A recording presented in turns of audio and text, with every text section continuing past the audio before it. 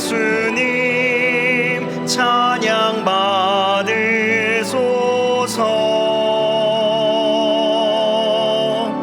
죄 사했네 우리 위해 성령 주셨네. 예수님 찬양 받으소서.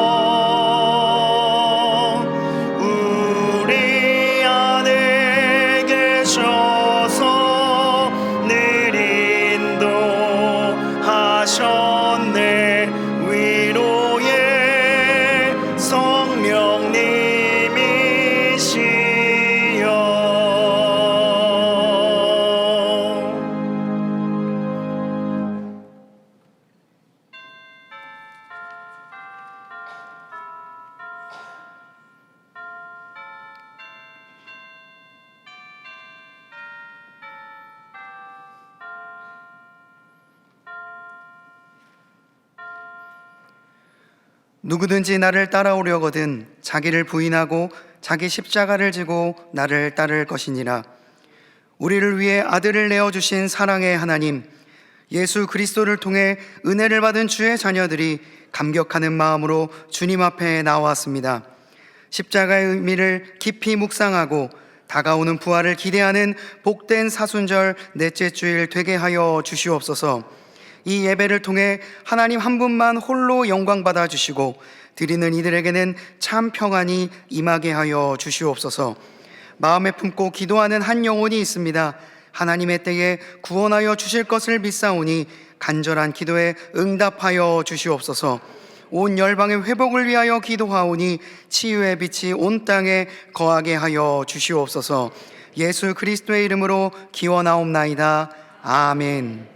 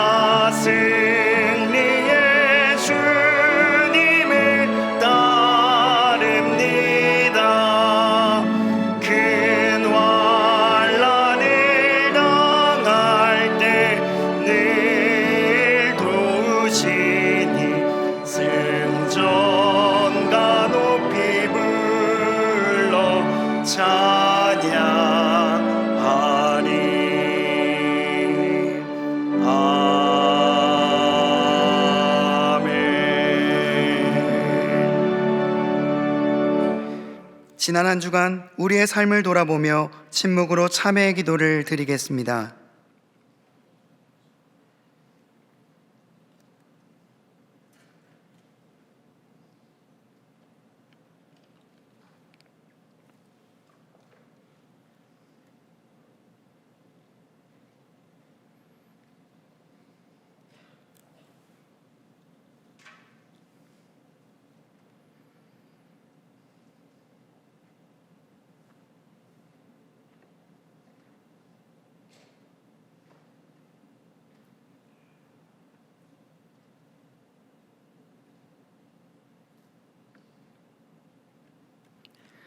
하나님께서 주시는 사죄의 말씀입니다. 만일 우리가 우리 죄를 자백하면 그는 미쁘시고 의로우사 우리 죄를 사하시며 우리를 모든 불의에서 깨끗하게 하실 것이요. 아멘.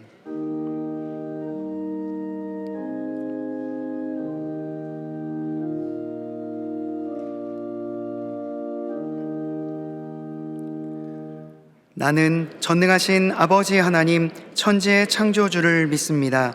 나는 그의 유일하신 아들 우리 주 예수 그리스도를 믿습니다. 그는 성령으로 잉태되어 동정녀 마리아에게서 나시고 본디오 빌라도에게 고난을 받아 십자가에 못 박혀 죽으시고 장사된 지 사흘 만에 죽은 자 가운데서 다시 살아나셨으며 하늘에 오르시어 전능하신 아버지 하나님 우편에 앉아 계시다가 거기로부터 살아있는 자와 죽은 자를 심판하러 오십니다. 나는 성령을 믿으며 거룩한 공교회와 성도의 교제와 죄를 용서받는 것과 몸의 부활과 영생을 믿습니다. 아멘.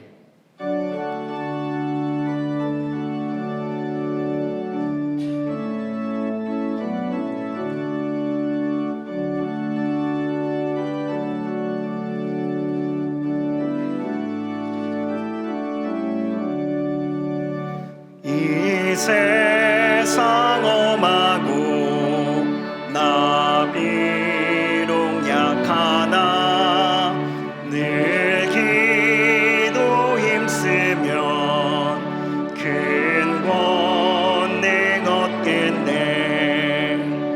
주의 은혜로 대속받아서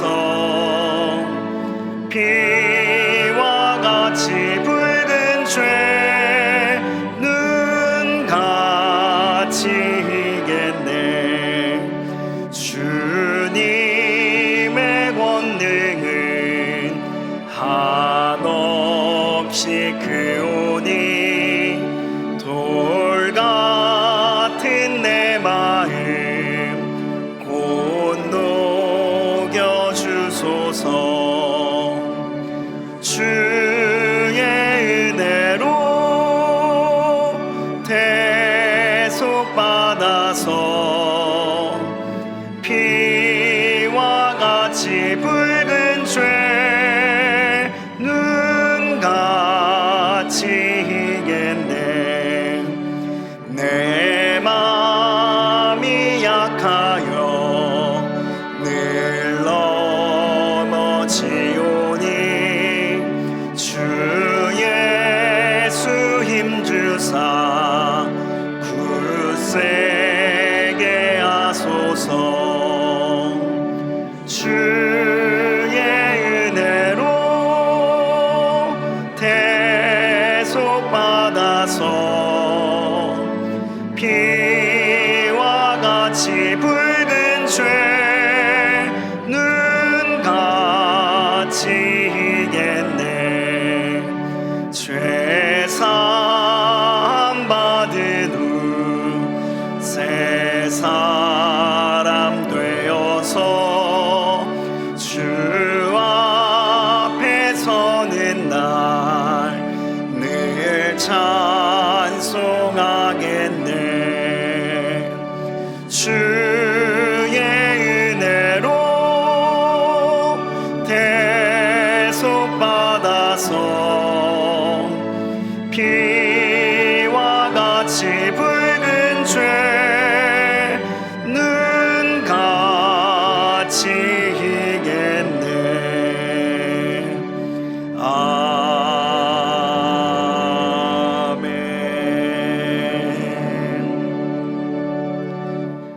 자막을 보시면서 함께 교회 공동기도를 드리겠습니다.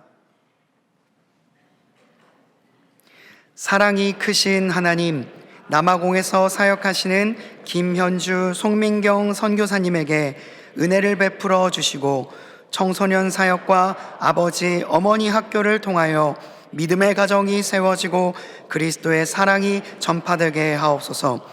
남성교회 회원들의 귀한 섬김과 헌신을 통하여 교회와 가정 안에 거룩한 믿음의 공동체가 세워지게 하옵소서.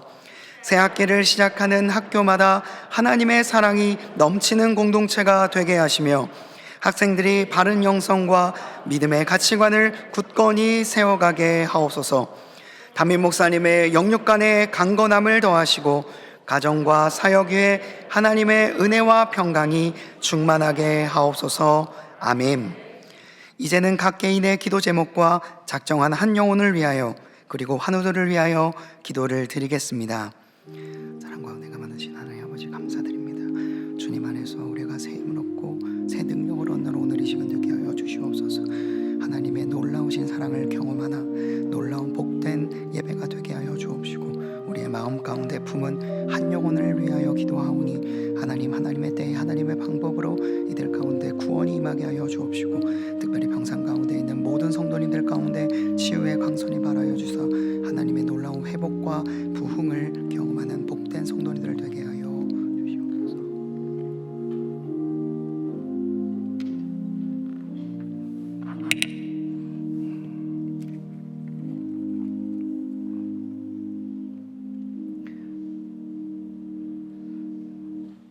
존귀하신 하나님, 다함이 없는 사랑으로 살펴주시고 크신 은혜 가운데 사순절을 보내며 예수님이 그리스도 되심을 깊이 묵상하게 하시니 감사합니다. 가장 높으신 주님이 세상을 구원하시려고 낮고 낮은 우리에게 육신으로 오셔서 영원한 생명의 길로 인도하여 주신 주님을 예배할 수 있음에 감사와 찬양을 드립니다. 생명이신 하나님, 한 알의 밀이 땅에 떨어져 죽지 않으면 한 알이 그대로 있고 죽으면 많은 열매를 맺는다고 말씀하신 주님, 생명을 구원하시려고 썩어지는 밀알이 되시어 죽음의 길을 묵묵히 걸어가셨던 주님을 기억합니다. 우리는 밀알이 되는 삶을 살겠다고 다짐하며 새롭게 해야 함에도 불구하고 주님이 싫어하는 모습으로 불순종한 허물과 죄를 고백하오니 용서하여 주옵소서. 이제는 내가 사는 것이 아니요 오직 내 안에서 그리스도께서 사시는 것이라 고백이 있게 없소서.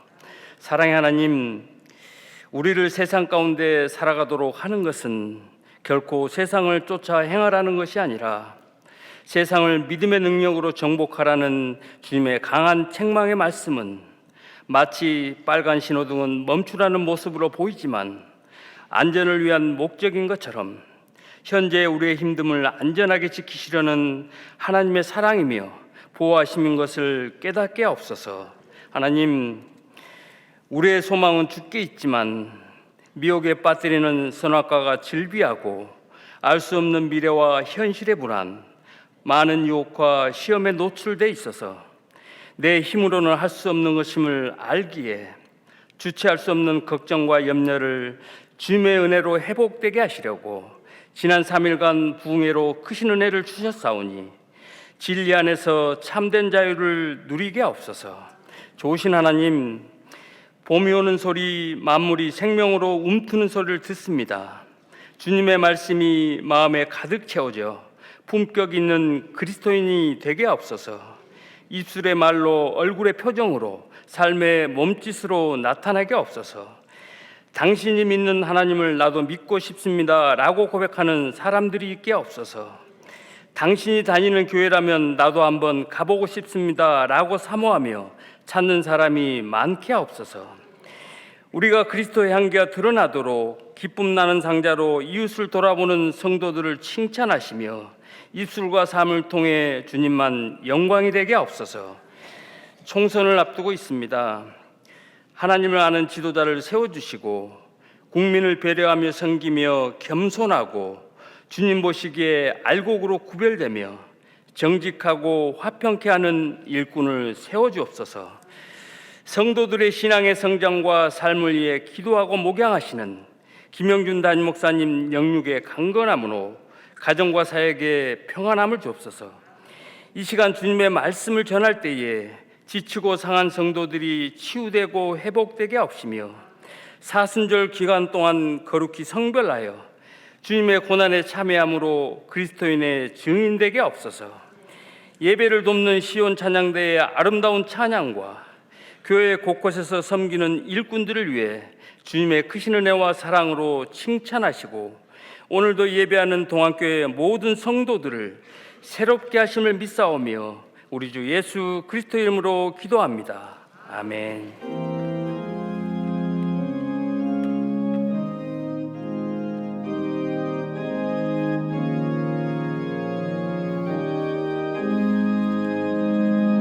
하늘에 계신 아버지, 이름 거룩하사 주님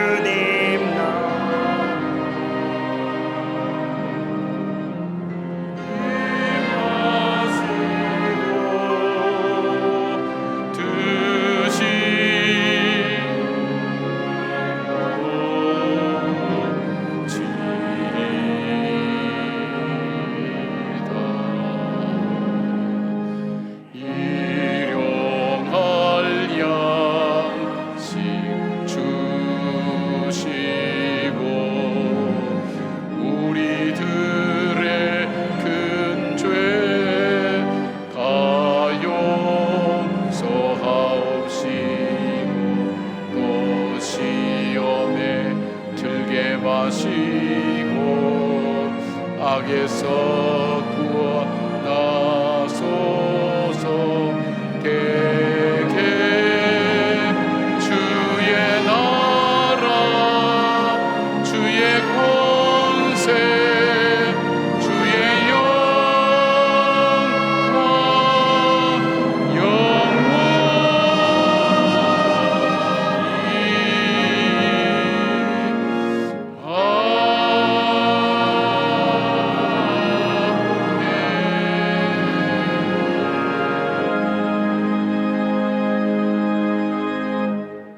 하나님께서 저희들에게 허락하신 일상생활 속에서 주님과 동행하다가 주님의 부름을 받고 예배 자리 나온 주의 성도들, 보혈의 피 의지하여 주님의 은혜의 보좌 앞에 담대히 나가오니 주님 우리의 예배를 받아주시옵고 주 앞에 예배를 드리기를 소원하며 기뻐하는 주의 자녀들 위해 하나님 하늘의 신령한 복과 땅의 복으로 함께하여 주시며, 이 예배를 통해서 광야 같은 세상 속을 살아갈 때 주님께서 분별하는 지혜를 주시고 이겨낼 수 있는 믿음의 능력을 허락해 주셔서 하나님의 자녀답게 살아가며 하나님 나라를 경험하며 걸어가는 주님의 백성들 되게 하여 주시옵소서.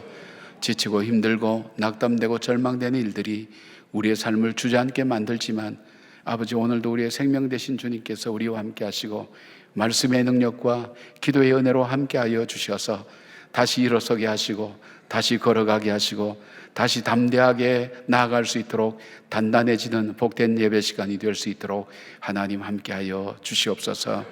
귀한 예물을 아버지 앞에 구별하여 드리는 주의 자녀들 위해 함께 하시고, 저들이 하나님 자신을 드리지 않으면 드리지 못할 귀한 예물을 구별하여 올려드렸사오니 아버지의 이 예물을 통해서 하나님의 영광이 드러나게 하시고 주의 생명이 살아나는 일에 쓰임받게 하여 주시오며, 드리는 손길 위에 생업의 현장과 자녀손들과 그리고 그의 기도 제목 위에 하나님께서 응답하셔서 신실하신 주님을 맛보며 그 주님을 찬양하며 살아가는 믿음의 삶 걸어가는 우리 성도들 되게 하여 주시옵소서.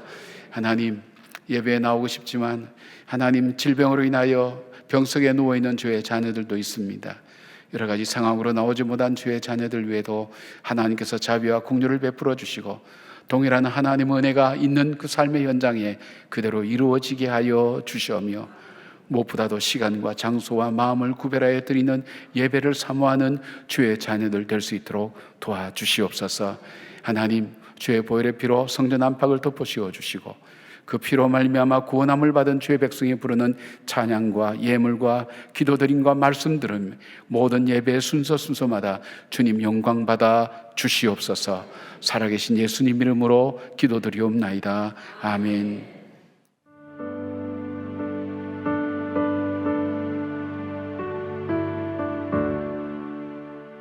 사실 섬김에 대해서 어려워하던 저였는데 설거지를 사실 안 했었어요. 집에서는 안 했었는데 이번에 명절에 모여서는 설거지를 하겠다고 팔을 걸고 있는 저를 보았고, 남미 유럽을 갔었을 때도 설거지를 나서서 하게끔 주님께서 마음을 주셔서 설거지를 하면서 접시를 닦을 때 저는 주님께서 제자들의 발을 닦으셨던 모습을 기억나게 하시더라고요. 제자들의 발을 닦으셨던 주님께서 지금도 우리들의 발을 닦아주고 계시는데, 접시를 닦음으로써 사랑을 전할 수 있다면 그 또한 예수님의 사랑을 배우는 시간이 아닌가, 그런 생각을 해봅니다.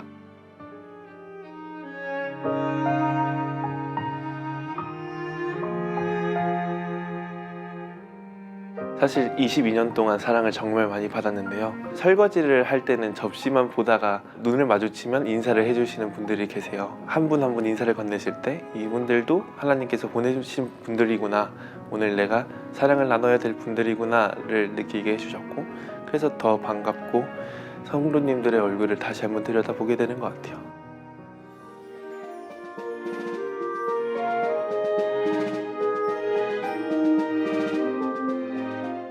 저는 하나님의 사랑을 하나님 나라에 함께 하고자 하는 마음이라고 생각합니다. 그리고 그 식당으로의 초대, 그것이 하나님 나라에서의 식사 교제가 될 수 있다고 생각합니다. 그래서 우리 바나바 팀은 하나님 나라로 교인들을 초대하는 그런 역할을 맡고 있다고 생각을 해서 하나님의 사랑과 결이 같은 사역이라고 생각합니다.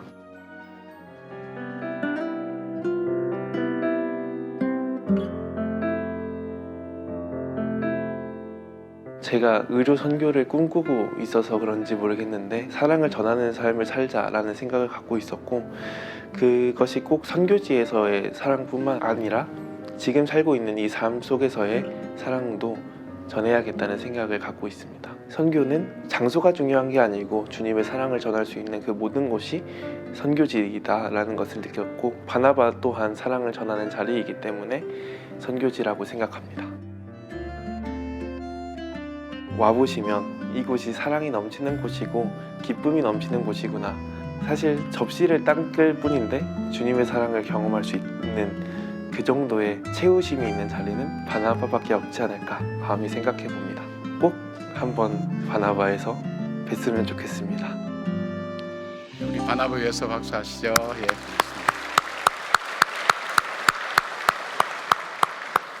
대학교 2학년인데 이런 아들 있으면 좋겠죠. 아주 성실하게 신앙생활 잘하는 친구입니다. 얼마나 감사한지요. 맞습니다. 이 형제의 초청처럼 바나바를 통해서 예수님의 마음을 배우게 됩니다. 특별히 저희 교회에 오신 지 얼마 안 되시는 분들 기본 교육만 받으시면 바나바나 중보기도 학교는 꼭 여러분이 함께 하시기를 그렇게 부탁을 드립니다. 왜냐하면 이 프로그램이나 이런 어떤 신앙적으로 잘할 수 있는 그런 곳이 마련된 교회들이 생각보다 많지는 않습니다. 그래서 이것이 뭐 당연히 있는 거라고 생각하고 그렇게 생각하는 것이 아니라 이 훈련을 통해서 여러분의 신앙이 자랄 수 있으면 좋겠다, 그런 마음이고, 또 그런 삶 속에서 하나님이 함께 하시며 동행하심을 체험할 수 있고, 또 영적인 친구들을 많이 만나서 함께 교제할 수 있다면 신앙생활을 여러분이 잘 하시는 겁니다. 말씀을 보면서 함께 나눌 수 있는 것.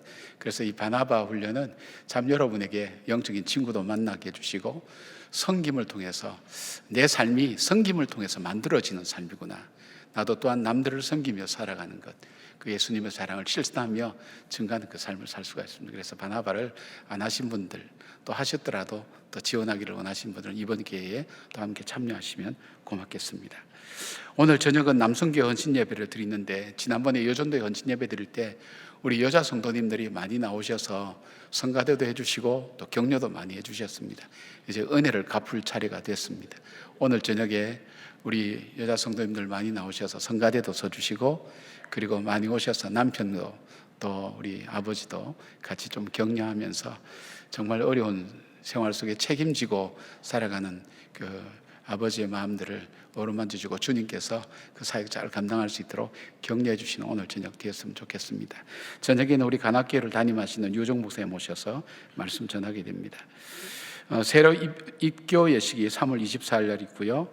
고난주간 우리 12월 25일부터 한 주간 동안 내가 어디 있느냐라는 제목을 가지고 우리가 함께 특별 새벽 기도를 합니다. 여러분께서 기도로 여러분의 고난주간을 또 잘 돌아보면서 부활절을 맞이할 수 있도록 지금부터 계획을 잘 세우시면 좋겠습니다.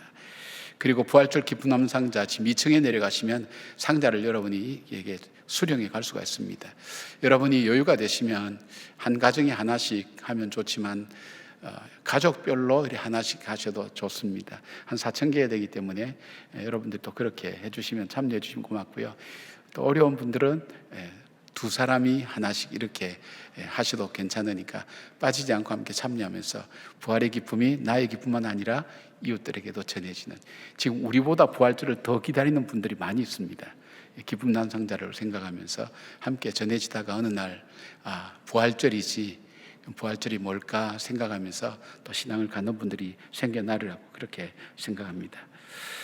발리 한인교회 부흥집회 및 어려 선교가 있는데 우리가 5월 1일부터 6일까지입니다. 공휴일 일부러 끼워서 우리가 날짜를 잡았는데, 발리라는 곳이 관광지로만 알고 있는데 저희들이 한 15년 이제 20년 가까이 선교를 하는데 보면 참 어려운 지역입니다. 근데 굉장히 독특한 지역입니다.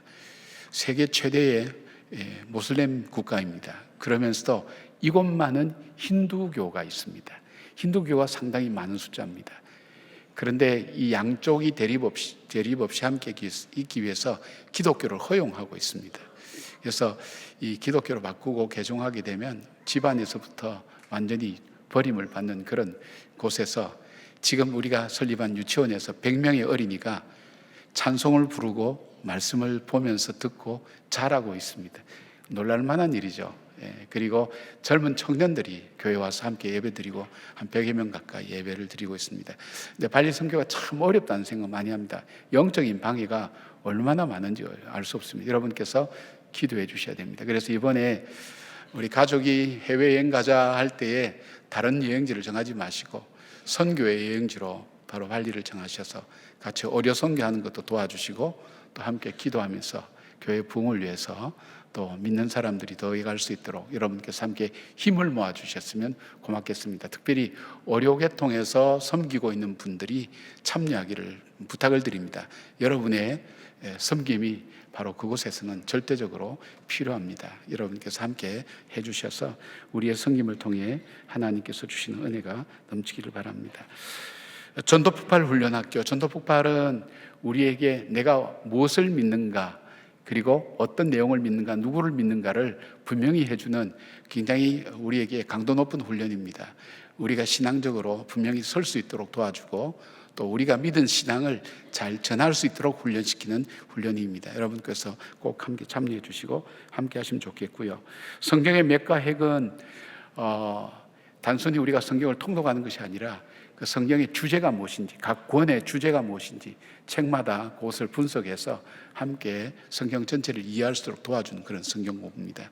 여러분 참여하셔서 유익한 그런 결실을 얻기를 바랍니다. 이 시간에는 우리 새로 나온 아기가 있습니다. 우리 지아 리온인데 쌍둥이입니다. 우리 신승엽 전혜진 집사님 가정에 하나님께서 둘째, 셋째를 동시에 주셨습니다. 우리 위해서 함께 기도하겠습니다. 우리 걸어 나오는 아이가 우리 지온입니다. 벌써 커서 동생을 둘이나 얻었어요. 우리가 함께 기도하겠습니다. 함께 기도하겠습니다. 하나님, 우리 지아와 리온 이 가정에 선물로 주셔서 감사합니다. 하나님, 이 가정이 믿음의 아름다운 가정으로 신실하게 주님 앞에 서서 기도하며 간구하며 여기까지 걸어왔사오니 하나님께서 이들에게 주신 이 자녀들이 믿음 안에서 잘 자라게 하시고 건강하게 하시며 하나님 장수하는 축복이 있게 하여 주시옵고 이 땅을 살아가며 필요한 물질의 축복도 지혜와 총명의 축복도 함께 하시고 또 만남의 축복도 하게 하셔서 좋은 선생님들, 좋은 친구들, 좋은 영적 지도자, 좋은 배우자를 만나게 하셔서 이들의 삶이 하나님 나라를 더욱더 아름답게 만들어가는 복된 인생으로 살아갈 수 있도록 축복하여 주시기를 원합니다. 삼남매를 허락해 주셨사오니 이 자녀들이 물된 동산처럼 풍성한 삶을 살게 하시고 이 부모가 경건하고 복되게 살아서 이 자녀를 제자로 양육해가는 귀한 믿음의 하나님 가정 될 수 있도록 도와주시기를 원합니다. 무엇보다도 이들에게 온유하고 겸손한 마음 주셔서 땅을 기업으로 얻게 하여 주시고 정한 마음을 창조하시고 정직한 영을 새롭게 하셔서 구원의 즐거움이 떠나지 않도록 주님 도와주실 뿐 아니라 하나님께 주신 그 축복을 흘려보내는 축복의 통로로 삶을 살 수 있도록 도와주시옵소서. 이분들을 위해서 기도하는 하나님, 할아버지 할머니들 위에도 함께하여 주시옵고 온 가족들 위에도 주님 함께하실 뿐 아니라 두 분이 믿음으로 잘 하나님 세워가는 든든한 가정 되어서 자녀들이 아름답게 자랄 수 있도록 복과 은혜를 베풀어 주시옵소서. 주신 은혜 감사하고 예수님의 이름으로 축복하며 기도드리옵나이다. 아멘. 우리 금년부터는 우리 출산한 가정에 교회에서 여러분의 마음을 모아서 축하금을 드리고 있습니다. 이분이 가족들이 셋이기 때문에 꽤 많습니다. 전해드리겠습니다.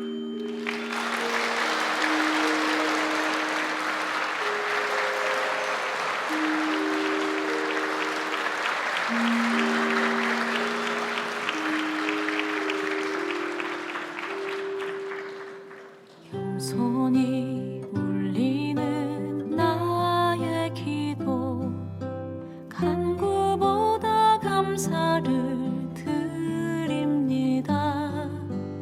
응답하심도 거절하심도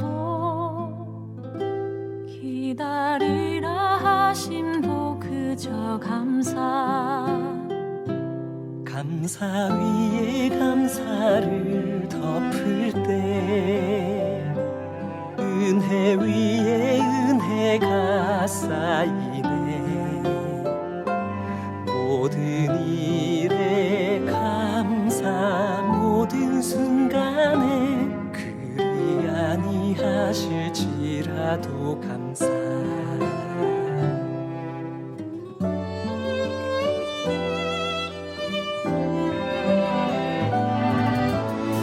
소리 울리는 나의 기도 간구보다 감사를 드립니다.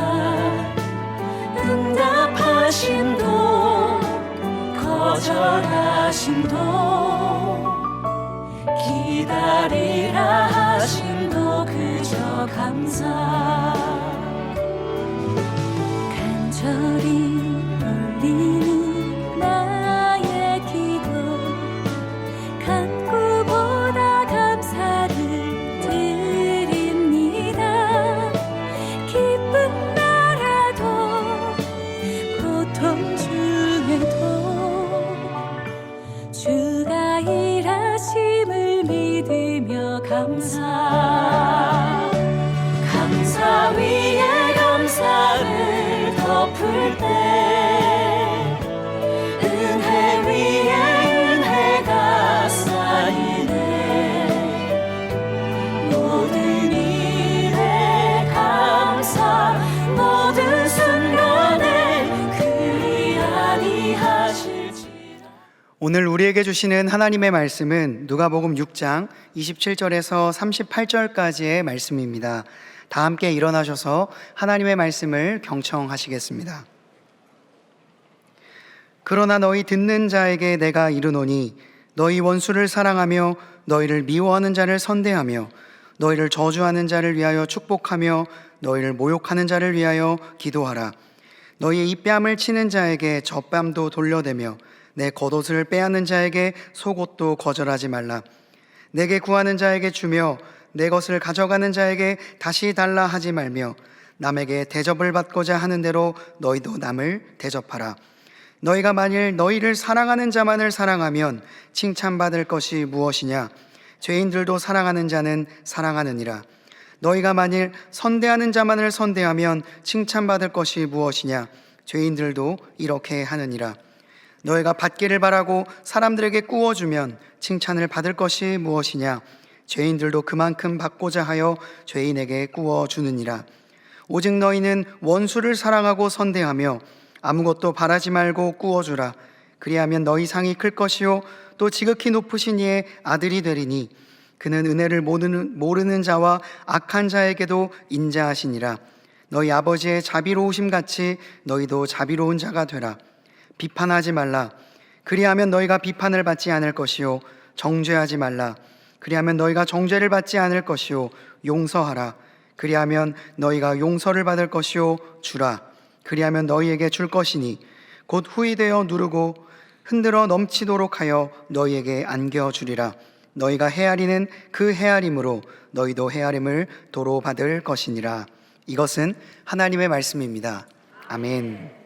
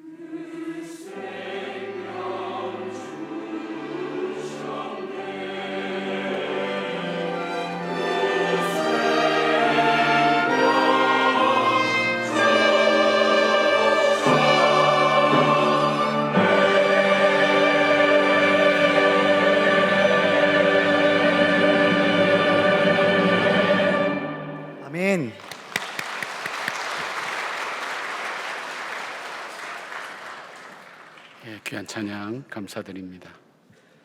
우리가 인생을 살아가면서 우리의 기쁨이나 고통을 좌우하는 것 중에 중요한 것이 인간관계입니다.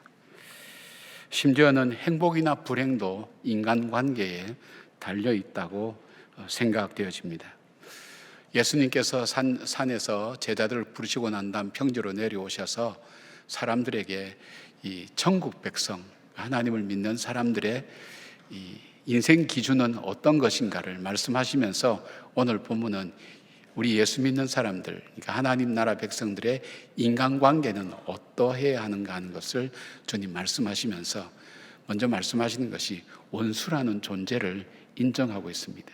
그러니까 우리가 인생을 살아가면서 우리에게 상실감, 배신감, 그리고 거절감을 줌으로 인해서 우리의 삶에 상처와 아픔을 남기고 또 고통스럽게 하고 힘들게 만드는 그런 일들이 우리 가운데 분명히 있는데 그 사람들을 대할 때 어떻게 대해야 될 것인가? 바로 이 사람들을 다른 말로 하면 원수라고 그렇게 표현했습니다. 이 원수는 어쨌든 물리적이든 물질적이든 정신적이든 나에게 적대감을 가지고 손해를 입힌 사람을 말하는데 아마 여러분들이 모두 원수들을 다 갖고 있을 거라고 생각되어집니다. 어떤 분들은 집안에 원수가 있다고 성경 말씀대로 우리 남편이 원수라고 그렇게 얘기하는 분이 있는데 모르겠어요. 다들 마음속에 지나온 동안에 내 마음에 지울 수 없는 어떤 상처와 아픔을 준 사람들을 마음에 갖고 있을 겁니다. 이 문제를 갖고 있자니 너무 괴롭고 불편하고 해서 애써 묻어두거나 외면하거나 그렇게 있는데 주님은 바로 이 사람들에 대해서 사랑하라고 그렇게 말씀합니다. 사실 우리의 살아가는 삶과 다르죠. 우리의 이 성품이나 또 우리가 생각하는 일반적인 상식에 있어서 사실 이해가 안 되는 주님의 가르침이죠. 그러면 주님께서 왜 이런 말씀하셨는가 하면 하나님의 영이 우리에게 임하시고 또 하나님의 그 말씀을 따라가는 제자로서 성숙하게 될 때에 주께서 도우실 때 그 원수들을 사랑하게 될 것이라는 것을 주님께서 아시고 그 말씀을 우리에게 미리 전해주시는 겁니다. 자, 그러면 원수를 사랑한다는 것이 어떤 걸까요? 막연한 얘기잖아요. 원수를 사랑하는 건 어떤 것인가? 오늘 예수님의 말씀을 통해서 원수를 사랑하는 방법들을 우리가 함께 찾으면서 여러분의 원수를 한번 떠올려 보시길 바랍니다. 원수를 사랑하는 첫 번째 방법은 원수를 용서함으로써 시작됩니다. 본문에서 원수 앞에 너희 원수라고 그렇게 말씀하지요. 원수를 구체적으로 표현하는 27절, 28절에 보면 공통적으로 나오는 단어가 있습니다. 너희를 미워하는 자를 선대하며 너희를 저주하는 자를 축복하며 너희를 모욕하는 자를 위하여 기도하라고 말씀합니다. 이 너희라는 단어가 공통적으로 나옵니다. 이것이 뭐냐면 나와의 관계 속에서 남의 적도 아니고 남의 원수가 아니라 바로 나의 삶 속에서 나와의 관계 속에서 나에게 상처와 아픔을 준 바로 그 사람을 사랑하라는 말씀입니다. 우리가 다른 사람들의 이야기는 쉽게 할 수도 있고 객관적으로 이해할 수도 있고 마음이 아파도 잘 이렇게 균형을 잡을 수 있지만은 그러나 이 문제가 나의 문제가 되면 태도와 느낌이 달라집니다. 그래서 세상에서 가장 힘든 일이 어떤 일이냐 물어보면 나의 일이 가장 힘들다 그럽니다. 세상에서 가장 아픈 것이 뭐냐? 그럴 때에 나의 아픔이 가장 아프다고 얘기하는 것은 바로 나와의 관계된 것 자체는 우리가 거기서 자유로울 수 없다는 것입니다. 그런데 예수님께서 나에게 그 아픔과 고통을 준 사람을 용서하라는 것입니다. 용서한다는 것이 뭘까? 덮어주는 걸까? 그 사람이 행한 것을 내가 기억하지 않고 잊어버리는 걸까? 다양하게 설명할 수가 있습니다. 그러나 그럼에도 불구하고 용서에 대한 책이나 용서에 대한 설명은 많이 나오지만 용서가 무엇이라고 이렇게 단지 이 정의를 정확하게 내리는 책이 쉽지는 않습니다. 저도 용서라는 과목을 가지고 대학원에서 한 학기 가르쳐 봤는데 참 가르치기가 어렵습니다. 그리고 힘든 어떤 개념이라는 것을 보게 됩니다. 그러나 용서에 대한 주제를 다루고 있는 모든 책에서 공통적으로 얘기하는 것은 상처를 입은 사람이 자기 자신을 위하여 할 수 있는 최선의 방법과 최선의 선택은 바로 용서하는 것이다. 그런 것을 말씀하고 있습니다. 우리에게 일어난 일은 바꿀 수 없지만 그 일을 어떻게 처리하느냐 하는 것은 여전히 우리에게 선택권과 자유가 있다는 것입니다. 바로 그 자유를 가지고 용서할 때에 바로 그 일에서 벗어날 수 있다고 말씀합니다. 미국 위스콘신 대학의 교육심리학 교수인 로버트 엔라이트 박사는 1985년부터 자신에게 상처를 준 사람들을 갖고 있는, 그러니까 아픔을 갖고 있는 그 사람들을 연구를 했습니다. 연구하는 중에 이 사람들이 그 고통과 아픔에서 벗어나고 성장할 수 있었던 이유가 무엇인가를 찾는 중에 공통적으로 찾은 것은 바로 용서라는 것이었습니다. 바로 용서를 할 때 이 사람은 더 이상 과거에 매이지 않고, 그리고 이 과거의 올무에서 벗어나면서 자유로워지고, 그리고 더 성장하는 것을 경험하면서 그는 용서에 대해서 이런 결론을 내립니다. 용서는 선택이다, 이렇게 이야기를 합니다.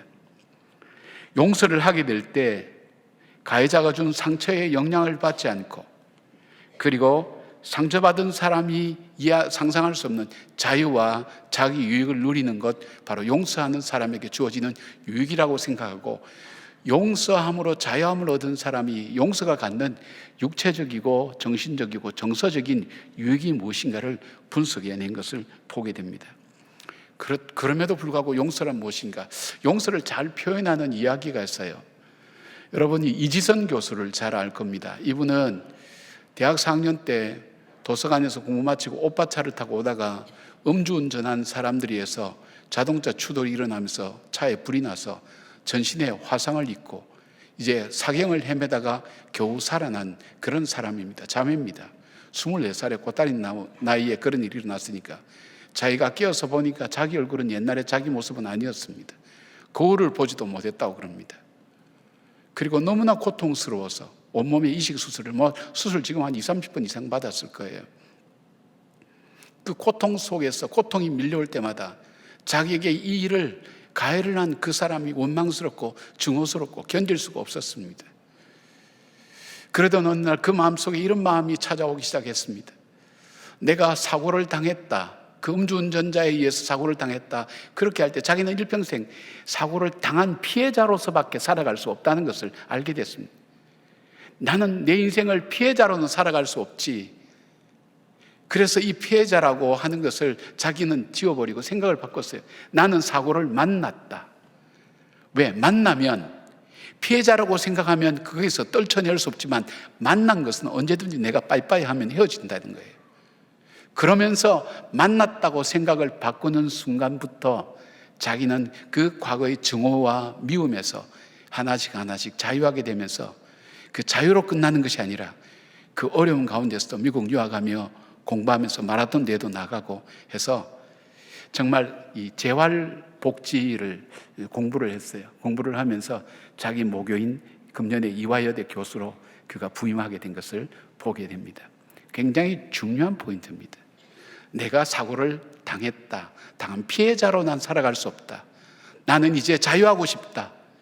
왜냐하면 상처는 과거에 일어났지만 그 상처는 오늘 내 삶을 주장하고 내 미래를 결정짓는 굉장히 중요한 안 좋은 요소라는 것을 발견한 거죠. 거기서부터 자유하는 것, 과거를 과거로 보내는 힘, 과거를 과거로 보내는 그 방법이 용서하는 방법이라는 것을 말씀하고 있습니다. 사랑하는 여러분, 하나님께서는 이 가해자를 이렇게 말씀합니다. 원수라고 얘기하면서 주님께서는 마태복음 6장 14절부터 15절까지 이런 말씀합니다. 너희가 사람의 잘못을 용서하면 너희 하늘 아버지께서도 너희 잘못을 용서하시려니와 너희가 사람의 잘못을 용서하지 아니하면 너희 아버지께서도 너희 잘못을 용서하지 아니하시리라. 여러분, 이 말씀대로 하면 하나님의 용서를 받을 만한 사람이 있을까요? 없을 겁니다. 우리는 용서 잘 못합니다. 하나님, 내가 피해자인데 왜 나에게 이런 일을 강요하십니까? 그렇게 우리가 항변할 수가 있습니다. 그런데 하나님께서 왜 우리 주님께서 이 말씀 하실까요? 우리를 자유하게 만들기를 주님은 원하십니다. 우리로 하여금 복을 주시기를 원하십니다. 그러기에 주님께서 바로 그 복의 길을 알려주는 것입니다. 그것은 뭐냐면 용서하는 것. 바로 거기에 새로운 길들이 열려지고 그 과거로부터 벗어나는 하나님의 은혜가 있다는 것을 말씀하고 있습니다. 사랑하는 여러분, 주님은 오늘도 여러분 속에 있는 응어리진 마음들, 돌멩이처럼 무거운 마음들, 그거 치유하기를 원하십니다. 회복되기를 원하십니다. 그 주님께서 말씀합니다. 용서하는 것부터 먼저 시작하라고 그렇게 말씀합니다. 용서하는 그 마음을 여러분이 먼저 갖기를 바랍니다. 자, 원수를 사랑하는 두 번째의 단계는 뭐냐면 하나님의 주권을 인정하는 것입니다. 좀 생뚱맞은 얘기일 수 있죠. 35절부터 36절까지 보니까 오직 너희는 원수를 사랑하고 선대하며 아무것도 바라지 말고 구워주라. 그리하면 너희 상이 클 것이요 또 지극히 높으신 이의 아들이 되리니 그는 은혜를 모르는 자와 악한 자에게도 인자하시느니라. 너희 아버지의 자비로우심 같이 너희도 자비로운 자가 되라고 말씀합니다.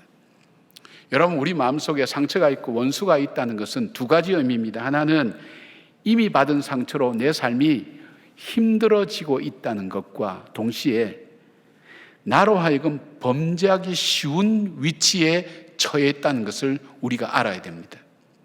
입술로 범하는 죄, 마음으로 범하는 죄가 많습니다. 우리가 죄를 짓는다 그럴 때 어떻게 하죠? 단순히 나에게 가해한 그 사람만을 원망하고 증오합니까? 아닙니다. 바로 우리에게는 이런 마음이 있어요. 내가 못났으니까 그렇지. 나는 그럴 수밖에 없었어. 내 상황이 그렇고 내가 시원찮으니까 내가 이런 일을 당한 거야. 자기 자신을 자책합니다. 자기를 사랑하지 못합니다. 자기를 미워합니다. 그리고 그것뿐만 아닙니다. 우리 머리카락까지 세신 바 되신 하나님께서 왜 이것을 나에게는 막을 수 없었는가? 왜 이것을 막아주지 않으셨는가? 하나님을 원망하는 마음, 자기를 자책하고 하나님 원망하고 자기에게 가해를 준 사람을 증오하는 바로 그것을 통해서 하나님의 존재를 부인할 수도 있고 하나님 말씀을 불순종할 수 있는 굉장히 위험한 순간이 있다는 것을 우리가 깨달아야 됩니다. 욥은 자신이 고통 속에 있을 때 하나님을 원망하고 불평하고 낙심하는 죄를 범치 않기 위해서 몸부림칩니다. 욥기 1장 21절부터 22절까지 보니까 이르되 내가 모태에서 알몸으로 나왔사온즉 또한 알몸이 그리로 돌아가올지라 주신 이도 여호와시요 거두신 이도 여호와시니 여호와의 이름이 찬송을 받으실지어다 하고 이 모든 일에 욥이 범죄하지 아니하고 하나님을 향하여 원망하지 아니하니라 그렇게 말씀합니다. 그리고 자기가 병들어서 기아장으로 자기 몸을 긁는 모습을 보면서 그 아내가 하나님을 욕하며 죽으라고 저주하는 그 아내를 향해서 이렇게 말합니다. 2장 10절 보니까 그가 이르되 그대의 말이 한 어리석은 여자의 말 같도다. 우리가 하나님께 복을 받았은즉 화도 받지 아니하겠느냐 하고 이 모든 일에 욥이 입술로 범죄하지 아니하니라. 믿음의 사람들 그리고 믿음으로 살아왔던 사람들의 공통점은 그들이 범죄를 할 수 있는 가장 중요한 위기의 순간에 범죄하지 않고 하나님 앞에서 하나님의 주권을 인정하고 하나님의 뜻 가운데 있음을 믿고 주신 이도 하나님이시오 거두어 가신 이도 하나님이시오 이 일의 모든 일에도 하나님께서 알고 계시고 하나님께서 선하게 인도하실 걸 믿는 그 믿음의 이 금이 가게 만드는 바로 그 일을 선택하지 않았다는 것입니다. 여러분, 이때 어떻게 해야 됩니까? 하나님 나라 백성은 어떻게 해야 됩니까? 원망과 미움 그리고 좌절과 낙심하는 마음은 하나님의 통치하심을 받는 사람의 마음이 아닙니다. 주님은 원수를 향해 선대하며 축복하고 기도하라고 말씀합니다. 그러면서 우리에게 어떤 마음 가져야 됩니까? 우리가 가져야 될 중요한 하나님의 절대 주권을 인정하는 마음은 원수 갚는 것이 나에게 있지 않다는 것을 되새겨야 됩니다. 로마서 12장 19절 말씀입니다. 내 사랑하는 자들아 너희가 친히 원수를 갚지 말고 하나님의 진노하심에 맡기라. 기록되었을 때 원수 갚는 것이 내게 있으니 내가 갚으리라고 주께서 말씀하시느니라. 하나님께서 말씀하신 거예요. 원수 갚는 것이 나에게 있지 않다는 거예요. 내가 피해자인데도 불구하고 내가 그 사람을 징계하거나 미워하거나 심판하거나 할 권한이 나에게 없다는 거예요. 원수 갚는 것이 내게 있지 않다. 하나님께 있다. 왜 하나님께서 원수 갚는 것이 나에게 있으니까 너는 원수 갚지 말라고 왜 말씀하셨을까요? 전 제가 상담을 하면서 느낀 것을 이렇게 말씀드리면 내가 어떤 증오심과 마음을 갖고 있잖아요. 그 사람을 미워하잖아요. 그러면 내가 그 사람을 저주하거나 미워하는 말을 하거나 그렇게 하기 위해서는 내 안에서 내가 표현하는 것보다 4배 이상의 험악한 마음이 내 마음속에 들끓어 올라야 한마디 얘기할 수 있는 거예요. 그렇다면 내가 남에게 한마디 저주하기 위해서는 내 스스로에게 네 마디에 네 배에 이르는 그 저주스러운 생각과 마음이 내 안에 가득 차기 때문에 결국은 나 자신이 상하는 거예요. 그러니까 하나님이 어떻게 해요? 너에게 그 일을 맡길 수 없어. 복수하는 것이 너에게 있지 않아. 나에게 있다고. 여러분, 자녀들이 어려움을 당하면 어떻게 하죠? 여러분, 자녀들 위한 기도 어떻게 하죠? 하나님, 모든 고난과 시련과 가난은 나에게서 끝나게 하시고 내가 다 짊어지게 하시고 내 자녀들은 정말 평안하고 아름답게 살게 하십시오. 그것이 부모님들의 기도잖아요. 그렇게 기도 안 하시나요? 지가 행한 것은 지가 겪게 하시고 내가 행한 건 내가 겪게 하시옵소서. 그렇게 아주 분리해서 지혜롭게 그렇게 기도하시나요? 부모 마음 안 그렇잖아요. 마찬가지 아버지의 마음이 그거예요. 복수하려고 할 때 너가 너무 상해, 너가 너무 힘들어, 그거는 내가 할게, 그건 너 일이 아니야. 주님께서 그렇게 말씀하시는 거예요.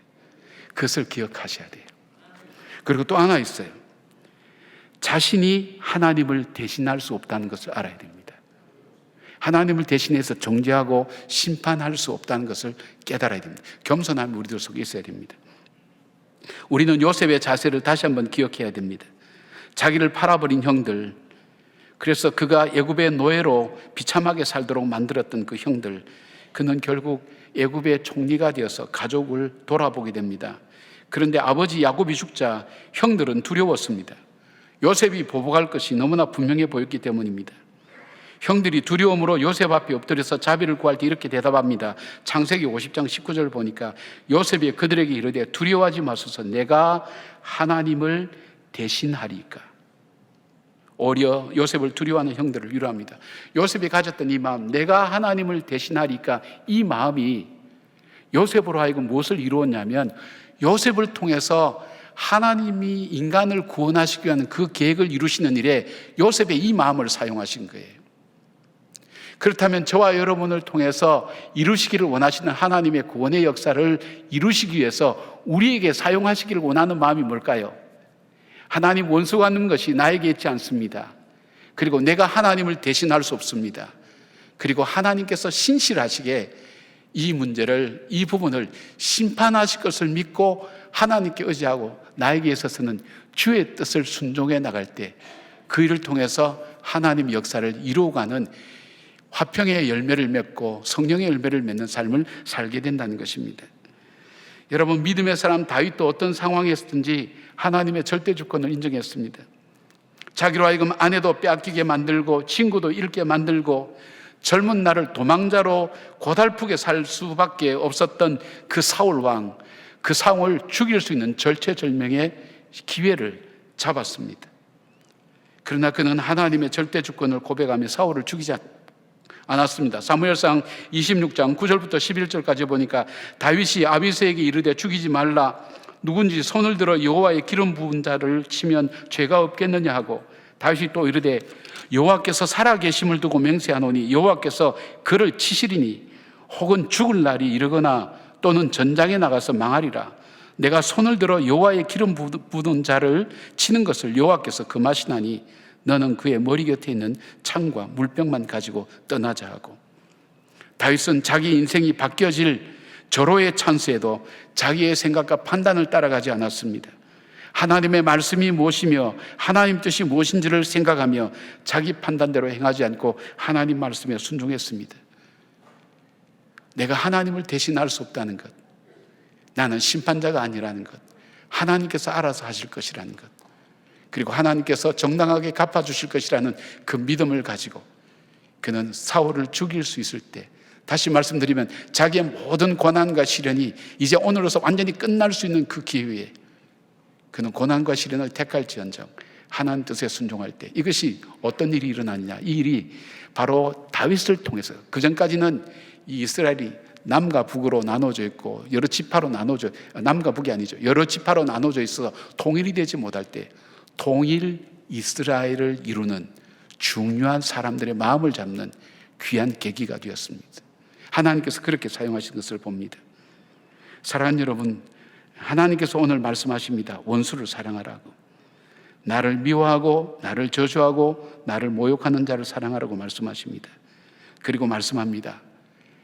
심판이 나에게 있지 않다는 것을 기억하고 내가 하나님을 대신하리까 하는 것을 기억하면서 주께서 갚아주실 것을 믿고 오늘 나를 향한 주님의 뜻이 무엇인가를 우리가 다시 기억하며 순종하는 여러분들 되기를 바랍니다. 자, 원수를 사랑한다는 것 세 번째는 뭐냐면 원수를 축복하는 것을 말합니다. 갈수록 더 어려워집니다. 26절 보니까 너희 아버지의 자비로우심 같이 너희도 자비로운 자가 되라고 말씀하십니다. 구체적으로 원수를 축복하는 행위를 세 가지로 설명합니다.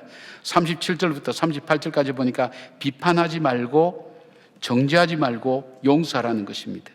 그러할 때 하나님께서 이런 사람을 축복하신다고 했습니다. 여러분, 복을 누가 주시죠? 복은 하나님이 주십니다. 우리의 생사화복을 주관하신 분이 하나님입니다.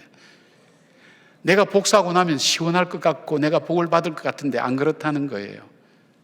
그리고 내가 나를 축복할 수 없고 저 원수가 나를 축복할 리가 만무합니다. 그러나 내가 하나님 말씀에 순종하고 오히려 그 원수를 축복할 때에 하나님께서 나를 축복해 주신다고 약속해 주셨습니다. 그리고 어떤 말씀하셨냐? 원수가 줄일 때에, 원수가 어려울 때 그를 축복하고 먹을 걸 주고 그를 따뜻하게 하라. 그렇게 할 때 어떻게 한다 그랬어요? 그의 머리 위에 숯불을 쌓아놓는 것과 마찬가지라 그랬어요. 무서운 말씀이죠. 원수를 축복한다는 것 굉장히 중요한 얘기입니다. 왜요? 이것이 예수님을 닮아가는 삶이기 때문입니다.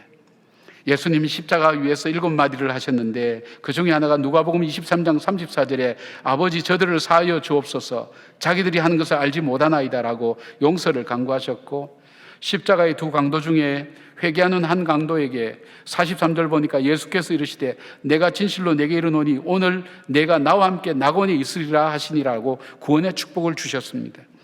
왜 원수를 축복해야 됩니까? 주님을 닮아가는 삶이기 때문입니다. 바울은 로마서 5장 6절에 이렇게 말씀합니다. 우리가 아직 연약할 때에, 8절에 우리가 죄인 되었을 때에, 10절에 우리가 하나님과 원수 되었을 때, 여기 아직이라는 부사가 아마 다 쓰여질 겁니다. 우리 자신이 어떤 형편인가, 연약해서 사람들이 쓰려고 하지 않은 보잘것없는 존재가 되었을 때, 우리가 죄인, 하나님이 가까이 하기도 원치 아니하는 그 죄인 되었을 때, 그리고 또 하나 있다면 하나님과 원수가 되었어요. 하나님이 진멸할 만한 원수가 되었을 때도 하나님은 어떻게 하셨느냐? 우리를 사랑하셔서 자기 아들을 우리를 위해서 십자가에 묵묵히 못 박았다는 거예요. 그러면서 자기의 사랑을 확증했다는 거예요. 우리가 원수처럼 느껴져도, 우리가 주님 싫어하는 죄인처럼 느껴져도, 쓸모없는 인상이 되어도 우리를 사랑하셔서 십자가에서 자기 아들을 못 박아 죽이신 그 하나님의 사랑, 그 사랑을 받은 우리, 그 은혜가 우리 마음속에 흘러내릴 때에 우리는 축복할 수가 있는 것입니다. 제가 이제 오래전에 교회에서 목회할 때 어떤 일이 있었냐면, 한 가정에 돈을 빌려줬어요. 남편 몰래 아마 아내가 빌려준 것 같아요. 근데 그 집이 부도나면서 돈을 받을 수가 없게 된 거예요. 그러니까 남편 알까봐 걱정도 되고 돈을 받지 못하는데 이 돈이 어떻게 모아진 건데, 옛날 우리 자매님들 돈 모으는 것은 우리 어머님들 고기해서 모으는 돈 아닙니까? 귀한 돈인데 못 받으니까 정말 밤잠도 못 자고 못 견디는 거예요. 그게 상담하러 왔어요. 그래서 막 입에서 속상한 얘기들이 막 나오는 거예요. 저도 어떻게 해줄 말이 없죠. 네, 그랬어요. 성도님, 직분이 있습니다만 제가 생각하고, 성도님 너무 속상하겠어요. 그리고 남편에게 들킬까 봐 이런 것도 걱정이 되고, 어떻게 모은 돈인데 얼마나 힘들겠어요. 이렇게 생각 없이 내가 욕하고 저주하고 미워한다고 그 돈이 돌아올까요? 그렇진 않을 것 같아요. 그렇다면 하나님 말씀처럼 우리가 그분을 축복하는 기도를 좀 하십시다. 그러면 그분이 하나님의 복을 받아서 사업이 회복되고 잘 되면 분명히 갚을 겁니다. 그렇다면 그분에게는 지금 축복의 기도가 많이 필요한데 축복하는 기도를 좀 하십시다. 그랬더니 이분이 고개를 끄덕끄덕하면서 그때부터 이분들을 축복하는 기도를 하는 거예요. 축복이 잘 안 나가죠. 하나님 저들을 축복해 주시옵소서 이렇게 했겠죠. 네. 근데 이분이 축복한다는 그런 얘기를 돈을 이렇게 못 갚는 분 귀에 들어간 거예요. 그러니까 이분들이 정말 아끼고 아꼈던 그 폐물들을 팔아서 이 돈을 다 갚아줬어요. 해피엔딩으로 끝났죠. 늘 뭐 그렇지만은 않을 것 같아요. 그러나 하나님 말씀을 돌아볼 수 있는 계기가 됐어요.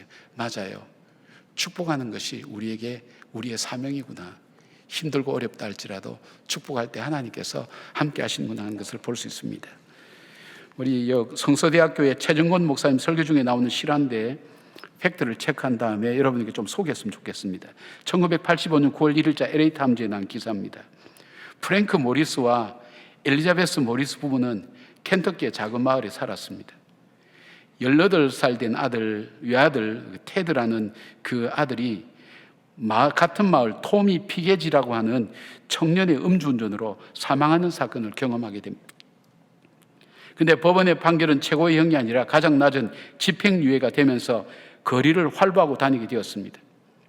모리스 부부는 너무 가슴이 아팠어요. 내 아들은 죽었는데 내 아들을 죽인 저 녀석은 거리를 활보하고 다니면서 웃고 다니니까 속이 뒤집어지는 겁니다. 그리고 사람들 믿을 만한 사람이 아무도 없다는 불신 속에서 살았어요. 그리고 그들이 하는 일은 자기 아들을 죽인 그 토미가 집행유예 기간 동안에 보호관찰을 어기고 감옥에 가도록 고발하기 위해서 수년간을 미행했어요. 범법하는 순간만 잡으려고. 그런데 이 일을 행할수록 증오와 미움이 마음속에 끌어올랐습니다. 자기 아들을 죽인 이 청년을 자기 차로 죽이는 상상을 수없이 많이 했습니다. 그들의 증오는 크갔고 동시에 알지 못하는 가운데 미움과 증오의 독이 이들 부부를 죽이고 있었습니다. 결국 그들은 술을 마시고 있는 토미를 발견하고 고발해서 감옥에 갇히게 됐습니다. 집행유예를 위반해서 10년 징역형을 받게 되었습니다. 자기들의 뜻대로 됐어요. 속이 시원할 줄 알았는데 그것이 아니라 뭔가 마음이 허전한 거예요. 그러던 어느 날 엘리자베스 모리스가 하늘에 계신 아버지와 하나님이 자기와 같이 아들을 잃어버렸다는 생각을 문득 하게 되었어요. 그리고 예수님이 십자가에 누워서 자기를 향해 못을 받고 있는 사람들을 보며 아버지여 저들의 죄를 용서하소서, 저들이 하는 일을 자기가 모르나이다라는 예수님의 기도를 듣게 됩니다. 가슴 속에서 들려오기 시작합니다. 자기 아들을 잃은 하나님 아버지의 마음이 죽어가는 이들 부부의 가슴에 스며들기 시작했어요. 또 십자가에서 원수를 향해 용서를 구한 예수님의 기도가 그 가슴에 찾아오기 시작했어요. 비로소 엘리자베스는 자기 아들을 죽인 그 청년을 자기의 의지적인 행위로 용서해야 된다는 것을 깨닫게 되었습니다. 너무 고통스러운 일이죠. 그럼에도 불구하고 이들은 토미를 감옥에서 나오게 합니다. 탄원해서 석방하게 만들고 그로 하여금 술을 끊게 할 뿐 아니라 함께 교회에 나와서 매주일 예배를 드리게 만들었습니다.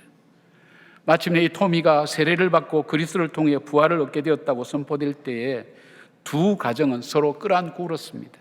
그리고 엘리자베스의 남편 프랭크 모리스는 자기 아들을 죽인 토미란 청년의 주례까지 맡아서 행복한 가정을 이루도록 했습니다. 신문 기사에 보면 그랬어요. 이 아들을 입양했다고 그렇게 아마 큰 기사로 신문에 볼 수 있었어요. 이 사건이 지난 다음 엘리자베스는 이렇게 고백했어요. 만일 내가 토미를 용서하지 않았다면 결국에 나는 파멸에 이르게 되었을 것입니다. 용서할 뿐 아니라 축복할 때에 하나님의 역사를 일으켰고 이 사건이 신문에 보도되면서 수없이 많은 사람들 속에 용서의 교훈과 마음을 줄 수 있는 귀한 사건이 된 것을 보게 됩니다. 여러분, 원수 사랑은 불가능한 일입니다. 욕만 안 해도 다행이죠. 그래서 우리 힘으로는 할 수가 없습니다.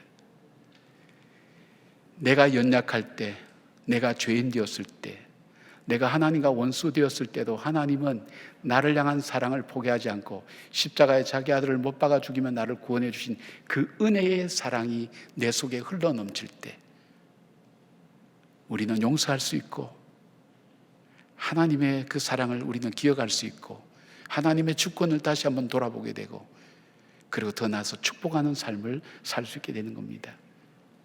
어떤 분들이 그래요. 목사님, 제 가슴 속에는요 돌멩이가 하나 큰 게 있어요. 아니요, 자잘한 돌멩이들이 가득해서 내 가슴은 돌멩이로 가득 차서 숨쉬기조차 힘들어하는 분들이 있어요. 그렇죠, 그런 분들 있죠.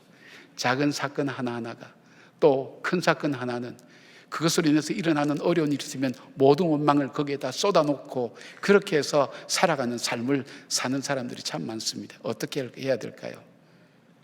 여러분, 돌멩이를 물속에 던지면 가라앉습니다. 이 돌멩이를 뜨게 하는 방법이 뭘까요? 나무를 돌멩이 묶어가지고 물 위에 놓으면 돌멩이는 나무와 함께 뜹니다. 맞습니다, 여러분. 내 삶은, 내 마음은 한번 그런 마음이 들어올 때마다 절망과 분노의 강속으로 들어갈 수 없지만 하나님의 그 은혜에 나를 묶어매면, 그대를 기억하면 은혜의 그 바다 위에, 물 위에 나는 떠서 평안하게 지낼 수가 있는 겁니다. 우리 가운데 하나님의 은혜가 우리 가운데 있어야 됩니다. 주님은 그 사랑을 나에게 먼저 주셨습니다. 사랑하는 여러분, 여러분에게 여러분의 원수를 용서하라고 저는 감히 말씀 못 드리겠습니다. 그러나 여러분이 그 과거와 아픔을 가지고 살아간다면 여러분 삶 속에 기쁨도 없고 가슴에 돌이 들어가 있는 처럼 무거운 채로 살아갈 수밖에 없습니다. 과거를 과거로 보낼 수 있는 그 힘을 여러분 길러야 됩니다. 그래서 바로 하나님의 은혜가 내 삶 속에 찾아올 때 과거를 보내게 되고, 그리고 내 속에 자유하는 하나님의 은혜가 임하게 될 줄로 믿습니다. 참된 자유와 참된 평안을 누리는 저와 여러분 되기를 주님의 이름으로 축복합니다. 아멘. 기도하겠습니다.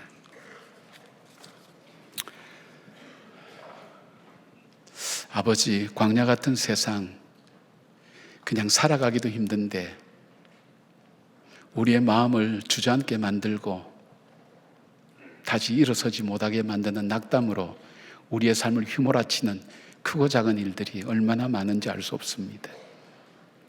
내 마음속에 쌓인 그 원수들을 생각해 보면 지금도 편하게 살아갈 수 없는 우리 자신의 모습을 볼 수 있습니다. 아니, 어쩌면 만신창이가 되어 있는 내 마음, 갈기갈기 찢어진 마음을 바라보며 어떻게 해야 될지 알지 못하고 울부짖는 주의 자녀들도 있습니다. 아버지, 부탁드립니다. 이 시간에 나를 사랑하신 그 하나님의 은혜가, 그 하나님의 신령한 은혜가 그 마음을 찾아가 주시고 어루만져 주시고 회복시켜 주셔서 과거를 과거로 보낼 수 있도록 하나님 힘과 용기와 지혜를 분별하고 하나님 주실 뿐 아니라 하나님 주님 주신 자유함을 통해서 오늘 새날 주신 바로 그 오늘에 합당한 삶을 살아갈 수 있는, 복된 삶을 살 수 있는 저희들이 될 수 있도록 자유케 하여 주시옵소서. 우리를 자유케 하시는 성령님의 강력한 역사가 우리의 삶 속에 넘치게 하시고, 우리의 마음이 무너져 내릴 때마다 우리를 붙드시는 하나님의 손길을 체험하는 우리 성도님들 될 수 있도록 하나님 도와주시옵소서. 예수님의 이름으로 기도드리옵나이다. 아멘. 우리 다 같이 일어나셔서 고백의 찬양 함께 부르시겠습니다.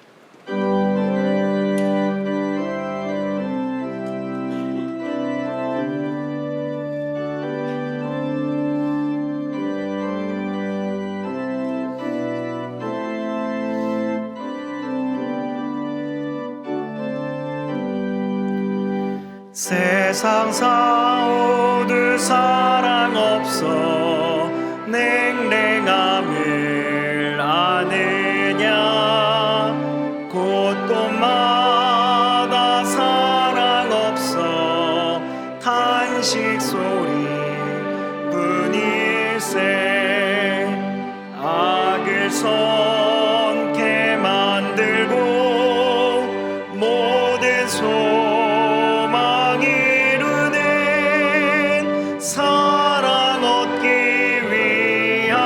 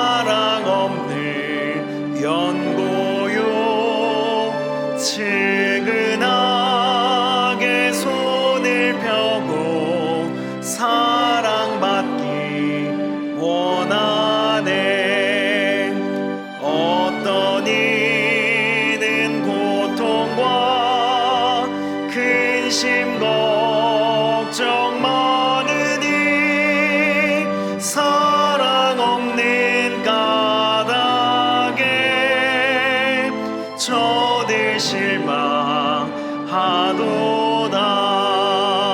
사랑 없는 까닭에 사랑 없는 까닭에 사랑 없는 까닭에 저들 실망하도다. 어떤 사람 우상 앞에 복을 빌고 있으며 어떤 사람 자연 앞에 사랑 요구하도다. 먼저 믿는 사람들 예수 사랑 가지고 나타내지 않으면 저들 실망하겠네. 예수 사랑 가지고 예수 사랑 가지고 나타내지 않으면 저들 실망하겠네. 기갈 중에 있는 영혼 사랑받기 원하며 아이들도 소리 질러 사랑받기 원하네. 저들 소리 들을 때 가서 도와줍시다. 만민 중에 나가서 예수 사랑 전하세. 예수 사랑 전하세. 예수 사랑 전하세. 만민 중에 나가서 예수 사랑 전하세. 3월 이달의 말씀을 함께 선포하시겠습니다.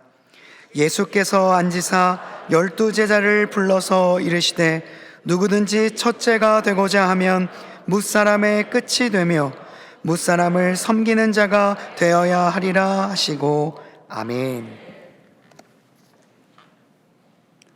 아버지 하나님, 제거할 수 없는 무거운 돌멩이가 우리 가슴 속에 있습니다. 떨쳐내려도 떨쳐낼 수 없는, 자다가도 일어나서 부르르 떨 수밖에 없는 일들, 결코 생애 동안 잊을 수 없는 일들. 그러나 그것이 나의 삶의 발목을 붙들고 내 삶을 주장하고 있습니다. 이제 벗어나고 싶습니다.